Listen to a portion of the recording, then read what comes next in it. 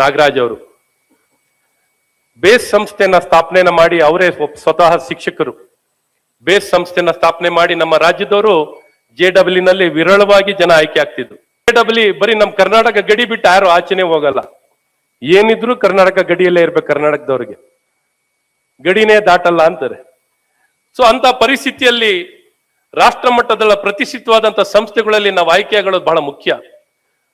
ಒಂದು ಜ್ಞಾನ, ಒಂದು ಗುಣಮಟ್ಟದ ಜ್ಞಾನವನ್ನ ಅಥವಾ ಪ್ರಸ್ತುತವಾದಂತ ಜ್ಞಾನ ನಾವು ಪಡ್ಕೊಂಡ್ರೆ ಏನನ್ ಬೇಕಾದ್ರೂ ಸಾಧಿಸಬಹುದು. IIT ಅಂತ ಸಂಸ್ಥೆ, IIM ಅಂತ ಸಂಸ್ಥೆಗಳು ಅದ್ಭುತವಾಗಿ ತರಬೇತಿಯನ್ನ ಕೊಡ್ತಾರೆ. ಅಂತ ಸಂಸ್ಥೆಗಳು ಆಯ್ಕೆ ಆಗ್ಬೇಕು ಅನ್ನೋ ದೃಷ್ಟಿಯಲ್ಲಿ ಬೇಸ್ ಸಂಸ್ಥೆಗಳನ್ನ ಸ್ಥಾಪನೆ ಮಾಡಿದ್ರು.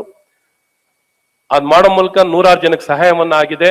ಅದಲ್ಲದೆ ಬಡವ್ರ ಮಕ್ಕಳು, ಪರಿಶಿಷ್ಟ ಜಾತಿ ಪಂಗಡಕ್ಕೆ ಸೇರಿದಂತ ಮಕ್ಕಳನ್ನ ಏನೊಂದು ಬಿಹಾರ್ನಲ್ಲಿ ಸೂಪರ್ 30 ಸ್ಕೀಮ್ ನಲ್ಲಿ ಏನ್ ಮಾಡ್ತಿರೋ ಅದೇ ರೀತಿ ರಾಷ್ಟ್ರೋತ್ಥಾನ ಜೊತೆಯಲ್ಲಿ ಸೇರಿ 30 ಮಕ್ಕಳಿಗೆ ಪ್ರತಿ ವರ್ಷ ಆಯ್ಕೆಯನ್ನ ಮಾಡಿ ಅವ್ರಿಗೆ ತರಬೇತಿಯನ್ನು ಕೊಡಿಸಿ IIT ಮತ್ತು IIT ಸಂಸ್ಥೆಗಳಲ್ಲಿ ಆಯ್ಕೆ ಆಗ್ಲಿಕ್ಕೆ ತರಬೇತಿಯನ್ನು ಕೊಟ್ಟು ₹1 ದುಡ್ಡಿಲ್ಲದೆ ತರಬೇತಿಯನ್ನು ಕೊಟ್ಟಿದ್ದಾರೆ.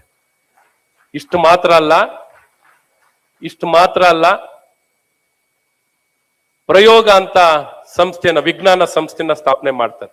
ಅವರ ಜೀವನದ ಎಲ್ಲ ಸಂಪಾದನೆಯನ್ನ ಈ ಕೇಂದ್ರ ಸ್ಥಾಪನೆ ಮಾಡ್ಲಿಕ್ಕೆ, ನಿರ್ವಹಣೆಯನ್ನು ಮಾಡ್ಲಿಕ್ಕೆ ದುಡ್ಡನ್ನು ಕೊಟ್ಟು ನಿರ್ವಹಣೆಯನ್ನು ಮಾಡ್ತಿದ್ದಾರೆ. ಈ ಮೂಲಕ ರಾಜ್ಯದಲ್ಲಿ ಎಲ್ಲೆಲ್ಲಿ ಶಾಲೆಗಳಲ್ಲಿ ವಿಜ್ಞಾನ ಪ್ರಯೋಗಾಲಯ ಇಲ್ಲ, ಅಲ್ಲೆಲ್ಲ ವರ್ಚುವಲ್ ಮೂಲಕ, ಫಿಸಿಕಲ್ ಮೂಲಕ ಆ ಅನುಕೂಲತೆಯನ್ನು ಪಡಿಲಿಕ್ಕೆ ಕಾರಣಕರ್ತರಾಗಿದ್ದಾರೆ.